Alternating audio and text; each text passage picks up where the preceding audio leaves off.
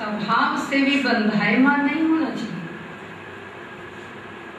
अपने संस्कारों से भी स्वतंत्र, अपने सर्व के बंधनों से भी स्वतंत्र, लोहे की जंजीर के साथ साथ सोने की जंजीर से भी स्वतंत्र। ऐसे स्वतंत्र बने, ऐसे को कहा जाता है संपूर्ण स्वतंत्र। ऐसी स्टेज पर पहुंचे हो या अभी तक एक छोटी सी कर्म इंद्री भी अपने बंधन में बांध लेती है। अगर छोटी सी चींटी शेर को अथवा महारथी को हैरान कर दे तो ऐसे महारथी व शेर को क्या कहेंगे? शेर कहेंगे, महारथी कहेंगे। एक व्यर्थ संकल्प मास्टर सर्वशक्तिवान को हैरान कर दे। एक पुराने 84 जन्मों का जड़जड़ीभूत संस्कार मास्टर सर्वशक्तिवान, महावीर, विघ्न विनाशक, त्रिकालदर्शी, सुदर्शन चक्रधारी को परेशान कर दे, पुरुषार्थ में कमजोर बना दे। ऐसे मास्टर सर्वशक्तिवान को क्या कहेंगे? टाइटल कितने ऊंचे ऊंचे मिले हैं, कौन कौन से दिए? मास्टर सर्वशक्तिवान, महावीर, विघ्न विनाशक, त्रिकालदर्शी, सुदर्शन चक्रधारी। अगर वो भी एक छोटी सी बात के पीछे परेशान हो जाए, पुरुषार्थ कमजोर हो जाए, ऐसे मास्टर सर्वशक्तिवान को क्या कहेंगे? जिस समय इस स्थिति में आप हो जाते हो उस समय अपने ऊपर वंडर नहीं खाते हो कि सम्मान कितना ऊंचा मिला है, टाइटल कितने ऊंचे मिले, अपने ऊपर आश्चर्य नहीं लगता?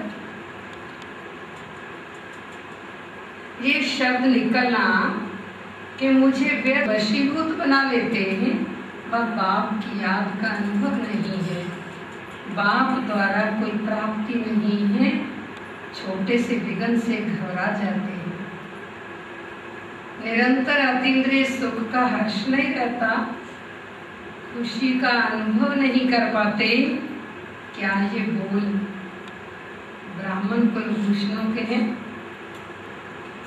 हैं जी बोल ब्राह्मण कुलभूषणों के कि छोटी सी बात, छोटा सा विघ्न आपकी सारी खुशी गायब कर दे, अतीन्द्रिय सुख का अनुभव ना कर सको।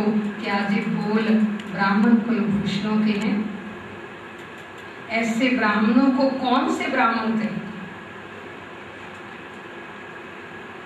जिन्होंने सिर्फ टाइटल ऊंचे ऊंचे लिए, बातें बड़ी बड़ी करते हैं कि हम ये कर देंगे, हम वो कर देंगे। ऐसे ब्राह्मणों को कौन से ब्राह्मण कहेंगे? क्या टाइटल मिला होगा उन ब्राह्मणों को? नामधारी ब्राह्मण है, सिर्फ नाम मिला है उनको ब्राह्मणों का। ब्राह्मणों जैसे लक्षण तो नहीं आएगा, उनको नामधारी ब्राह्मण कहेंगे। अगर सच्चे ब्राह्मण कहलाते और बोलते ऐसा तो द्वापर युगी ब्राह्मण और ऐसे कहलाने वाले ब्राह्मणों में क्या अंतर है? वर्तमान समय ब्राह्मण बनने वाली आत्माएं अपने आप को देखें। ब्राह्मण पद का पहला लक्षण कौन सा? क्या कहा? पढ़ाई। ब्राह्मण पद का पहला लक्षण कौन सा? और संग तोड़, एक संग जोड़ना। अगर अपनी कर्म इंद्रियों से भी जोड़ है, क्या ये ब्राह्मणों का पहला लक्षण है? जब पहली पहली प्रतिज्ञा, पहला पहला मरजीवा जन्म का बोल ब्राह्मणों का यही है कि एक बाप दूसरा ना कोई, ये पहली प्रतिज्ञा है। ये ब्राह्मणों का पहला लक्ष्य है। मेरा तो एक शिव बाबा, दूसरा नकली। ऐसा नामधारी ब्राह्मण विजयी कहलाएगा जो कहता कुछ और है, करता कुछ और है। हाथी के दांत खाने की और दिखाने की ओर है, ऐसा तो नहीं। ब्राह्मणों के लिए इतने बड़े विश्व के अंदर अपना ही छोटा सा संसार है। ये छोटा सा संसार है। ऐसे छोटे से संसार में हर कार्य करते ऐसे ब्राह्मण विश्व की जिन भी आत्माओं को देखते उनको सिर्फ एक कल्याण की भावना से ही देखते, संबंध और लगाव की भावना से नहीं। जिसको भी देखते कल्याण की भावना से देखते, ये मेरा अपना मित्र संबंधी है, उससे कोई लगाव है, ऐसा से देखते हैं। पांच तत्वों को देखते हुए, प्रकृति को भी देखते हुए प्रकृति के वश में नहीं होंगे,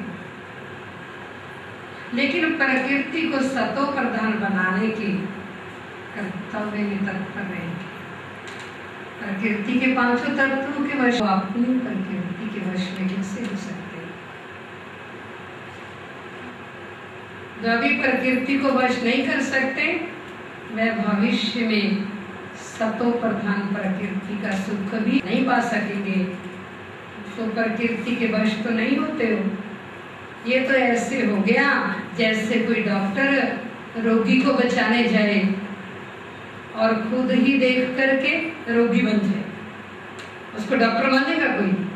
जो पेशेंट को देख के खुद ही रोने लग जाए, वो क्या ठीक करेगा पेशेंट? वो तो तसल्ली देगा कि अब तो ठीक है। ऐसा डॉक्टर कहेगा जो डॉक्टर रोगी को बचाने जाए लेकिन स्वयं ही रोगी बन जाए। कर्तव्य है प्रकृति को परिवर्तन करने का और उसकी बजाय प्रकृति के वश में हो जाए, तो क्या उसको ब्राह्मण कहेंगे? ब्राह्मण तो सभी कहलाते हो।